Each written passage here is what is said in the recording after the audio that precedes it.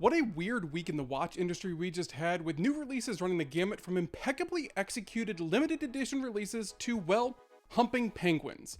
And we're going to cover all of that plus a whole lot more because this is time well spent. Blending new age technology and old world patina, Holthinrichs gave us a pair of brand new Lab Series watches. The first, a small seconds variation, shifts the visual geometry entirely, pushing the visual focus point towards the new edition. Resting roughly at 6 o'clock, the new running sub-seconds register sits raw on the patinaed copper dial, while a sunburst texture emanates all around. The gold flake namesake remains at 12 for a pop of class, while the typical titanium timekeeping elements match the 3D printed elegant case architecture surrounds. The second version houses a GMT complication, making use of a short crescent moon hand in a golden tone to indicate the second time zone, marked on the dial by an elegant 24-hour scale, again in a golden tone, blending script Arabic numerals and dot markers just inside the hour indices. Both pieces matched in dimension at 38.5mm in diameter by 9.85mm thick and a lug-to-lug of 46mm, compared on the distinctive rooster leather strap with a matching titanium pin buckle.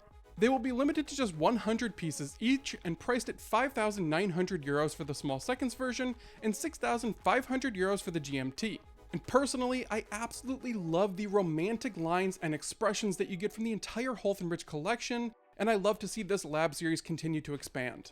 Baltic continues to bolster its catalog, introducing a trio of Worldtimer complications. Named the Hours du Monde Worldtimer, the collection aims to blend dress elements and tool elements together in one watch, housing a very unique visual by way of its stone dial, offered in either a labradite central surface, a tiger's eye, or a solidite. Rather than a GMT hand, an internal 24-hour bezel makes one full rotation every 24 hours, using the arrow indicator at 6 to point to the correct time zone, while allowing the split-second colors to both indicate day and night, also bridging the color gap between the primary dial surface and the ceramic Worldtimer bezel. Inside the 37mm steel case with 100 meters of water resistance sits the automatic Swiss Soprod C125 GMT caliber, which offers a capable 42 hours of power reserve.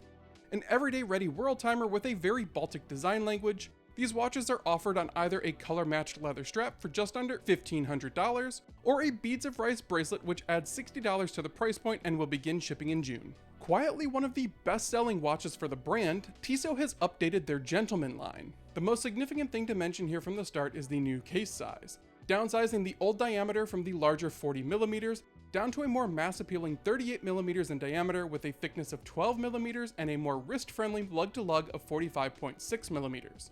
Not that the old version were all that big, but it does open up this sneaky value proposition for more people, which is always a good thing. Even better, Tissot is kicking things off with 4 different color variations: a silver, a green, a blue, and a black, all sporting this sector-like finishing for a bit of elevation.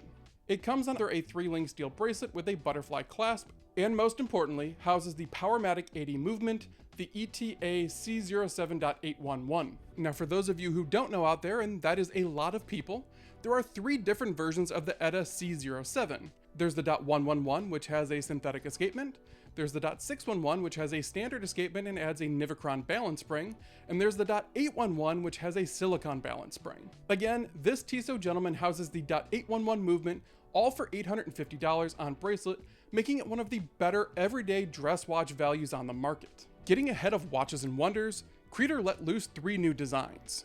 The first, a brand new locomotive following the relaunch in 2024, leans on its Genta connection with exceptional attention to detail to surround the new calling card of the GCCR 995, its dial. Showcased in a hexagonal pattern, hued in a deep blue and then textured in alternating stripes, creating a visual effect that shifts in the light. The new, just under 39mm titanium integrated bracelet sport watch can be yours, if you can find one, for $13,200. The second release, this one inside the Gold Feather collection, is a limited edition 37.4mm platinum case, housing a striking deep blue urushi lacquer dial with takamaki markers and dial text. And finally, the third release, also in the Gold Feather collection, limited to just 25 pieces and executed in a slightly larger 38.6mm platinum case, houses the more extravagant Tourbillon caliber 6850.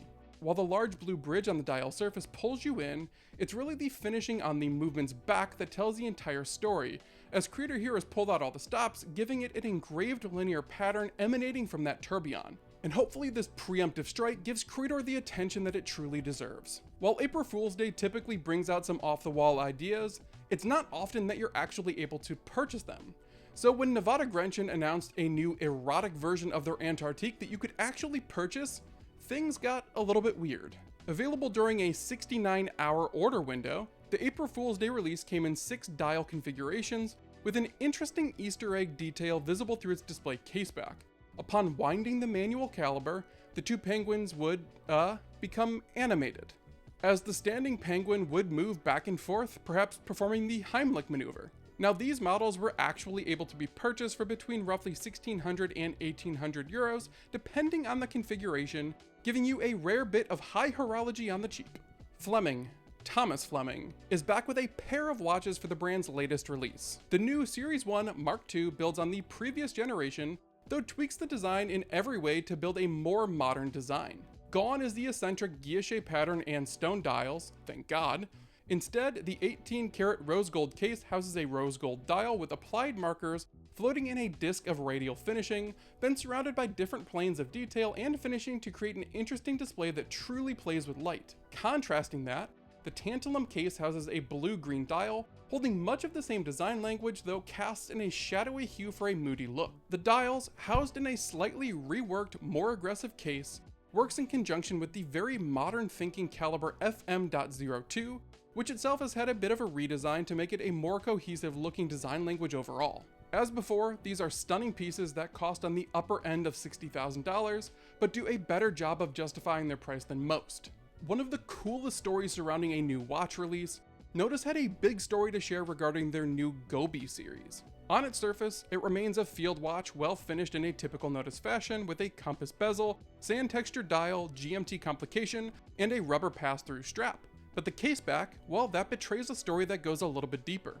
Celebrating a century-old expedition mapping the far reaches of the Gobi Desert, a team of 30 explorers retraced Roy Chapman Andrews' route, spending 2 weeks unsupported in the harsh climate.